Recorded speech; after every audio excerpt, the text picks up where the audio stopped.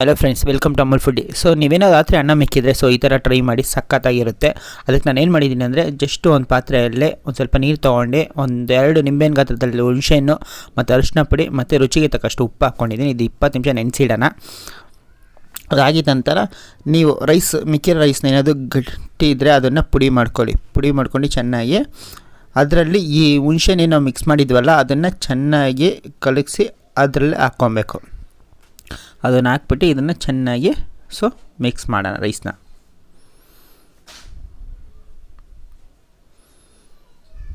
ಈಗ ಇದನ್ನು ಎಲ್ಲ ಕ್ಲೀನಾಗಿ ಮಿಕ್ಸ್ ಮಾಡ್ಕೊಂಬಿಡಿ.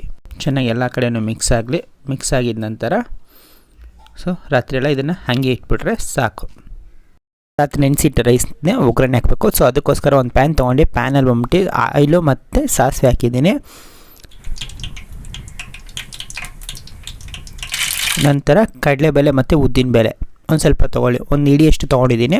ಕಡಲೆಬೇಳೆ ಉದ್ದಿನಬೇಳೆ ಚೆನ್ನಾಗಿ ಹುರಿದಾದ್ಮೇಲೆ ನಾವು ಅದಕ್ಕೆ ಕೊತ್ತಂಬರಿ ಸೊಪ್ಪನ್ನ ಆ್ಯಡ್ ಮಾಡ್ತಾಯಿದ್ದೀವಿ.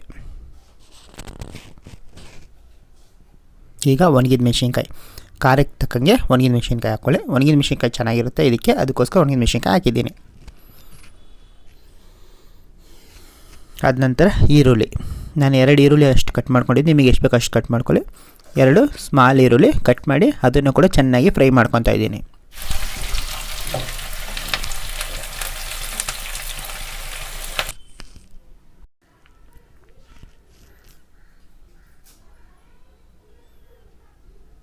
ಈಗ ಈರುಳ್ಳಿ ಚೆನ್ನಾಗಿ ಫ್ರೈ ಆಗಿದೆ.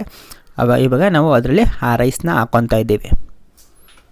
ಈ ರೈಸ್ಗೆ ಏನೂ ಹಾಕಿಲ್ಲ, ಜಸ್ಟು ಹುಣಸೆಹಣ್ಣು ಮತ್ತು ಅರಿಶಿನ ಪುಡಿ ಮತ್ತು ರುಚಿಗೆ ತಕ್ಕಷ್ಟು ಉಪ್ಪು ಹಾಕಿದ್ದೀವಿ ಅಷ್ಟೇ.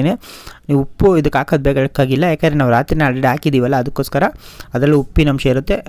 ಸೊ ಇವಾಗ ಇದನ್ನು ಚೆನ್ನಾಗಿ ಮಿಕ್ಸ್ ಮಾಡ್ಕೊಳ್ಳೋಣ.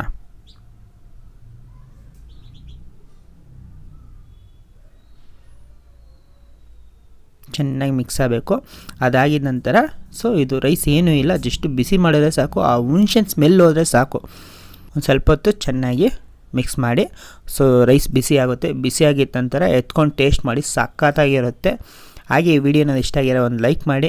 ಚಾನಲ್ಗೆ ಸಬ್ಸ್ಕ್ರೈಬ್ ಮಾಡಿ ಅಂತ ಹೇಳಕ್ಕೆ ಇಷ್ಟಪಡ್ತೀನಿ. ಸಪೋರ್ಟ್ ಮಾಡಿ ಸ್ನೇಹಿತರೆ. ಒಂದ್ಸರಿ ಇದೇನೋ ನೀವು ಟ್ರೈ ಮಾಡಿದ್ದಾಗಿದ್ದರೆ ಸಖತ್ತಾಗಿರುತ್ತೆ.